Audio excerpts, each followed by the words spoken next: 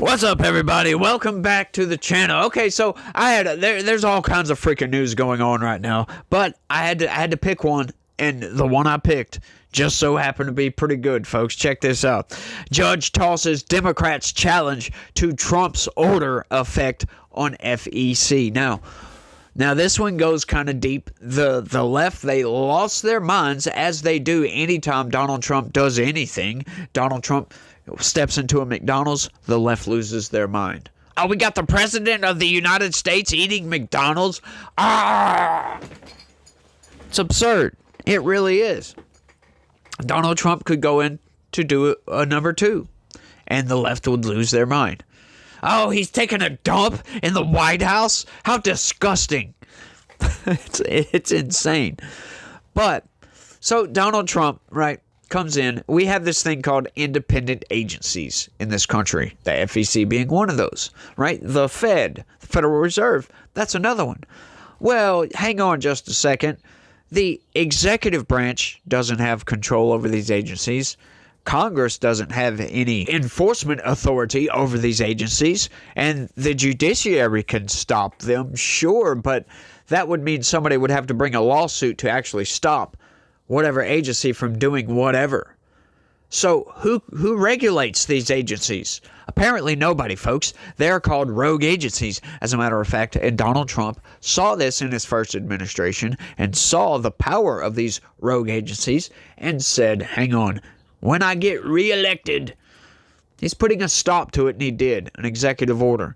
And it's not really him controlling these agencies or anything like that. It's just basically he put in his executive order that anytime they make any rule changes that are effectively law changes, that they have to submit that whatever plan, whatever law, whatever rule, whatever it is, they have to submit their plan, how it's going to be implemented, blah, blah, blah, blah, blah, all the particulars, have to submit that to the OMB, or I'm sorry, the Office of Personnel Management, the OPM. Apologize for that one. Admonish me down in the comment section if you want. Basically, submit that to them for approval. Seems fair, don't it? They still have their independence. They just have to submit whatever they're going to do to the President of the United States. And that goes through the Office of Personnel Management, for crying out loud. So I think that's quite fair. However, Democrats said, no, Donald Trump, it's a power grab from Donald Trump. And they sued him. And I do believe, as we went over in my last video, there was a nationwide injunction stopping the Trump administration. Well, finally, this is going to court, or it went to court, and the judge heard arguments. And this is what happened. A federal judge late Tuesday threw out National Democrats' challenge to an executive order issued by President Trump they claim stepped on the Federal Election Commission's independence. U.S. District Judge Amir Ali said the Democrat Party's three national political committees failed to provide clear enough proof that the FEC's independence is at risk. Now, I don't know if you guys remember U.S. District Judge Amir Ali, but I do, and I do remember that I think he's issued a couple of nationwide injunctions against the Trump administration. I do believe he was involved with one of these. It was one of the immigration cases. I can't remember which one it was, but I'm pretty sure it was. You guys can fact check me down in the comments, but I think that's what it was, just based off my memory. Haven't looked this up, but I think, let's keep going. Enough of my dilly-dallying, right? The FEC's legal counsel represented to the court that it would not take directives from the White House interfering with its independent judgment, and the government said no such directives had been issued, prompting the judge to dismiss the lawsuit outright. On this record, lacking any specific allegations that the challenge section has been or will be applied to the FEC or its commissioners in accord with the representations of counsel, the court grants the defendant's motion to dismiss for lack of a concrete and imminent injury sufficient to establish standing and ripeness. Ali, an appointee of former President Biden, wrote in a 14-page opinion. Fascinating, that is. absolutely nothing there. And you know, this judge, a Biden appointee, is going to be deranged with Donald Trump. And if there was anything that he could rule on, he would absolutely do it. Abso-freaking-lutely.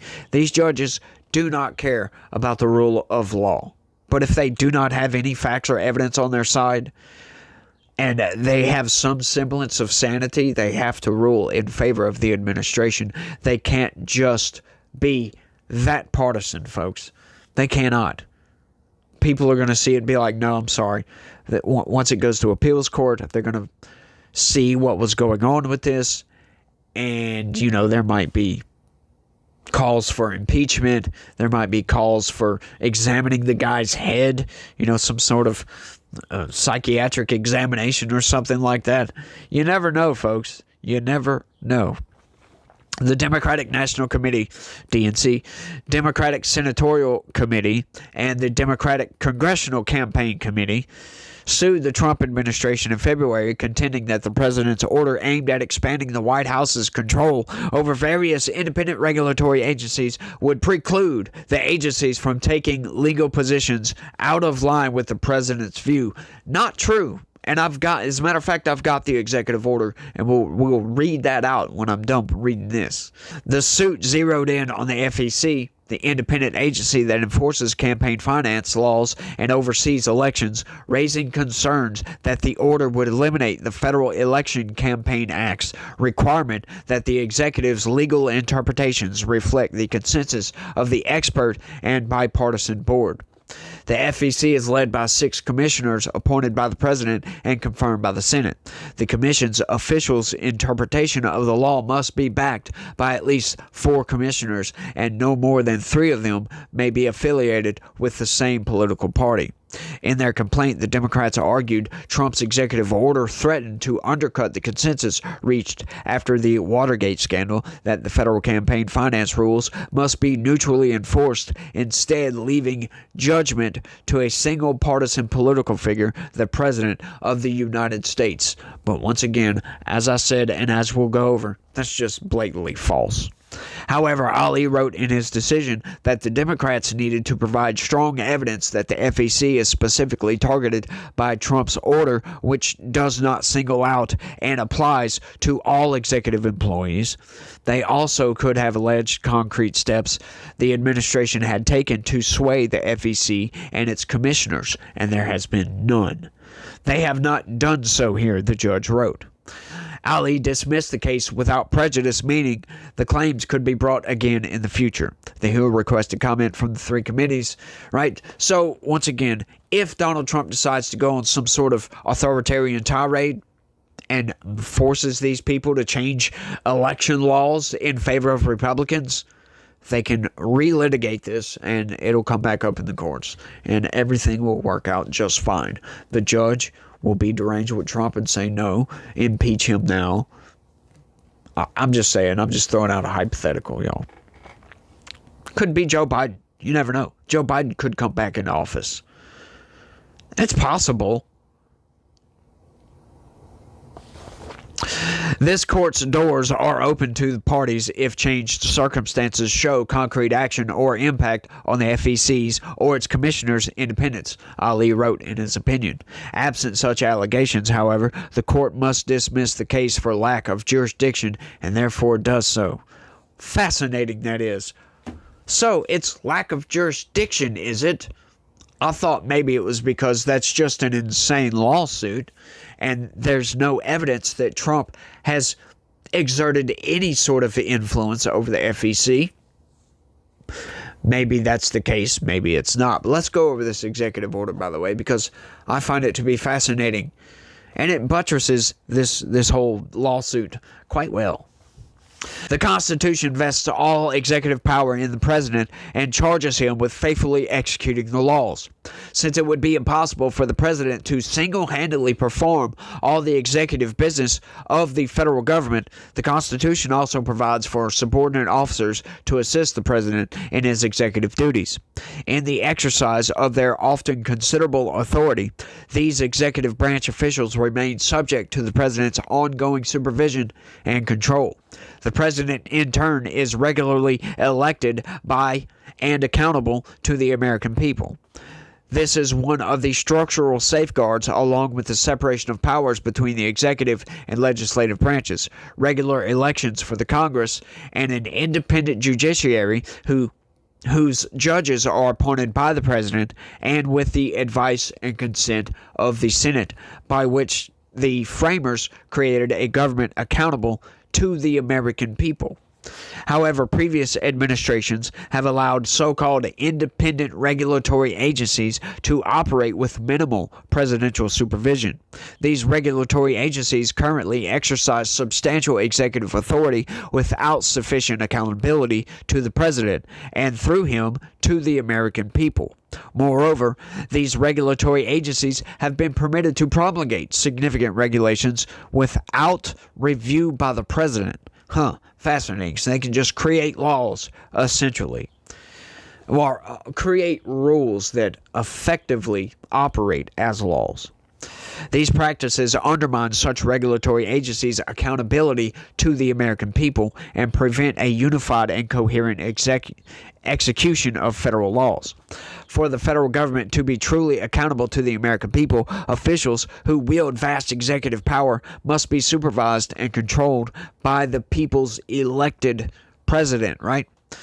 Therefore, in order to improve the administration of the executive branch and to increase regulatory officials' accountability to the American people, it shall be the policy of the executive branch to ensure presidential supervision and control of the entire executive branch. Moreover, all executive departments and agencies, including so-called independent agencies, shall submit for review all proposed and final significant regulatory actions to the Office of Information and Regulatory Affairs within the executive office of the president before publication in the Federal Register. So that is fascinating, folks. That is putting a check on some of these independent agencies, if you will, because, a lot of people say, the federal government is not of the people, right? Because it's the federal government. Well, we have one elected representative in the federal government, just one. That's it, the president. That is the only political office in this country that is elected by the entirety of the electorate. Everybody gets to vote for the president. Everybody that is able to vote, essentially, can vote for the president, right? That's the only office in the land. So that is our only representative in the federal government. So he chooses all his cabinets, blah, blah, blah, blah, blah. But these independent agencies, essentially, they have, like it said, substantial regulatory power. And these regulations, they essentially operate as laws. And as such, hey, if they're just independent agencies, sure, the commissioners of these agencies, they get appointed by the president. But after that, he can't fire them. He can't hold them accountable. And once again, Congress does not have any sort of enforcement arm to actually hold these people accountable. I mean, sure, you got impeachment, but once again, the bar for impeachment is quite high. Plus, there has to be crimes or misdemeanors, right? That you can't just impeach somebody or impeach these commissioners just for passing regulations that, even if 100% of Americans disagree with, they could still pass these regulations. And we cannot impeach them for doing so. That is a rogue agency, folks. And that is what the Trump administration... This is a very, very good executive order from Donald Trump. This is very good, very healthy for the United States. And the Democrats lost their freaking minds. It's an authoritarian power grab, right? That's what it is, but it's not. When you look at the language, all they have to do is submit, any action they're going to take, essentially, to the president, to that Office of Personnel Management or Office of Regulatory Review or whatever it may be, right? That's just a submittal. It doesn't say anything about approval. Just saying, I think it's a good action. I think it does hold these people to account a little bit. And I do think that, outside of another nationwide freaking injunction that was issued against the Trump administration, he should be allowed to fire these commissioners.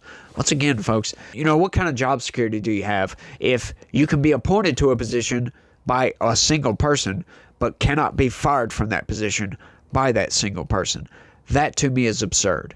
Just outright absurd. The executive branch, once again, Constitution, Article 2, all the power of the executive branch is vested in a single person. And any agency that falls under the executive branch falls under his authority, for crying out loud. And he should be able to fire these people just outright. Just like Jerome Powell. I think he should be allowed to fire Jerome Powell if he wants to. But, oh, that would upset the balance of power in Washington, D.C. I think we should do away with the Federal Reserve. Just honestly, that's my honest opinion. I can't even tell you exactly why, except for, I don't think any agency should have control over monetary policy in this country. But that is what it is. That's a discussion for another day. This is all I got on this one. Y'all don't forget to smash that like button for me. Subscribe if you're new around here. We bring articles like this all the time, and hopefully you enjoyed it. If you could also share this video anywhere and everywhere you can. Hey, sign up, become a member, help me deliver this news to you. That would be great if you guys could do that. I need your help, y'all, to beat that algorithm. Help me beat YouTube's algorithm. Share this video all over the place. But that's all I got on this one, y'all. I want to thank everybody for watching, and y'all try to have a good day. Stay logical. Peace.